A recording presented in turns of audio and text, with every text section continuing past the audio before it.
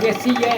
ये सनाओ तुसें घराट चलांदे किन्ने चिर होई गेआ? मैं ये 10 साल 10 साल। पहले मास्टर चलाते, अच्छा। उसके बाद सारा भरा चलाते काका राम, उसके बाद ने आया। अच्छा हाँ ते घराट चलाना होऐ ते केह् करना पौंदा? किसी भी मतलब पिछुआ पानी नाली का पानी लाना, कणक लानी, फिर मतलब देसी आटा मतलब प्योर मिलना।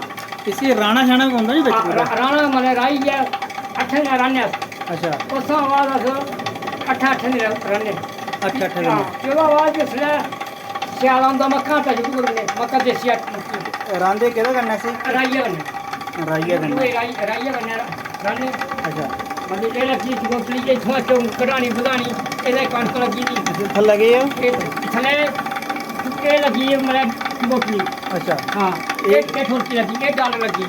अच्छा डल। पिछुआ मतलब कढाना बधाना ते फ्ही एह् जगह है। अच्छा अच्छा हाँ ये जगह कढाना बधानी, ये आटा मुट्टा या बरीक।